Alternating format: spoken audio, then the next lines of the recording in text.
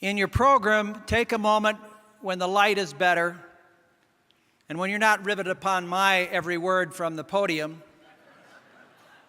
to look at the list of CCU students and one visitor from another college that we call 1776 scholars at the Centennial Institute. You'll meet a number of them through the weekend, and I want you to meet one of the best of them right now. She's a senior political science major.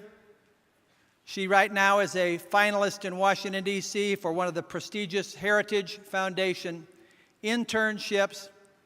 She's been a shining light as she's helped us in the Centennial Institute office this school year before she went out to D.C. in the summer. And to introduce someone that Summiteers of last year will fondly remember, and you'll be delighted that he's back, whether you've seen him before or whether you're seeing him for the first time. He's going to make your own hair stand up just like his does. Meet Alyssa Silkwood.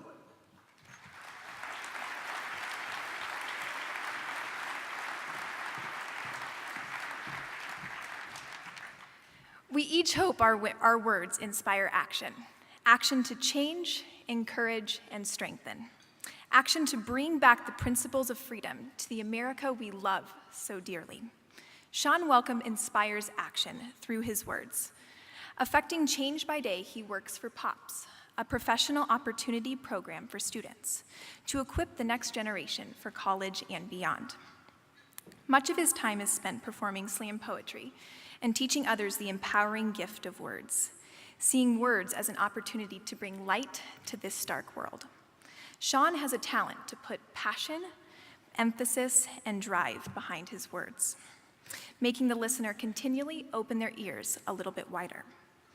May your ears be opened to hear the words that stir action to move for a brighter future. With over 10 years of professional performing experience, Shawn has spoken for events for Nike, Johnson & Johnson, and countless churches across Central Florida. He currently lives in Orlando with his beautiful wife and 3 children. A personal friend and professional mentor, please put your hands together and help me welcome Mr. Shawn Welcome.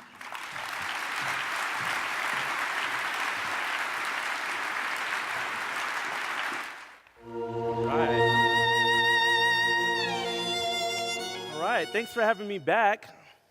All right. Thank you, John, for inviting me back here. This was a wonderful experience last year. There's so much bad news in the world. You can flip on your television and see a lot of bad news, but there's also a lot of good news. And as we begin to focus on a lot of the positive things that are going on, we'll be able to see some of those things begin to manifest. So the name of this poem that I'm going to do for you this evening is called Good News, and it stems from a quote by Galileo who says, "I've become too fondly of the stars to be afraid of the night." And so with that said, I present to you good news. I've become too fondly of the stars to be afraid of the night. And I don't mind quoting a man who spends his days head back at a 45, gazing at strawberry seeds in the sky, focused on the future and technically the past so much that he forgets his present dangers. See, I'm an optimist. Glass half full of $50 bills, a fun thought, guns fought for 50 stars on an American flag, blood lost, but give me the good news.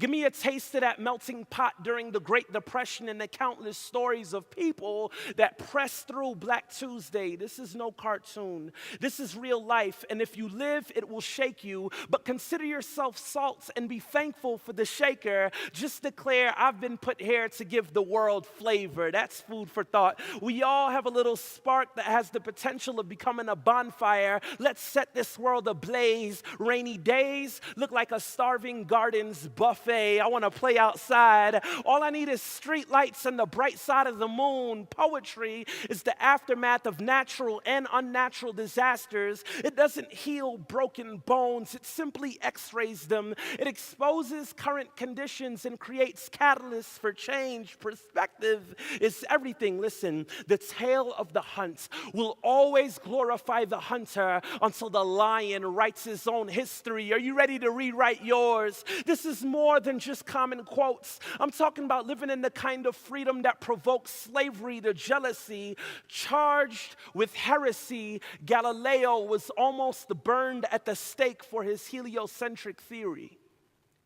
Claiming that the sun was the center of the universe, inversely, they burned his books and kept his body locked away. But give me the good news.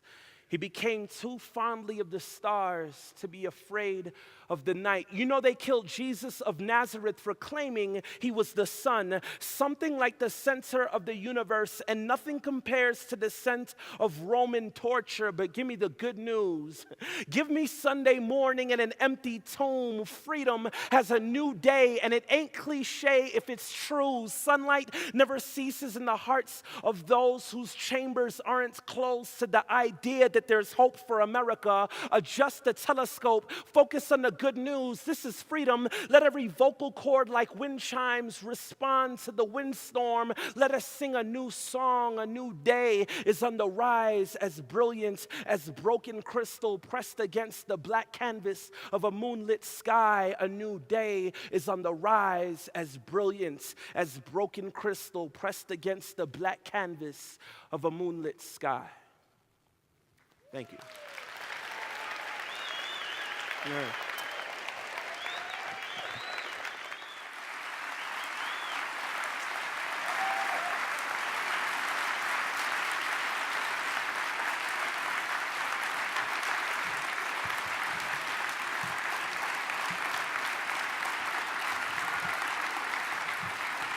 Shawn, welcome. Wow.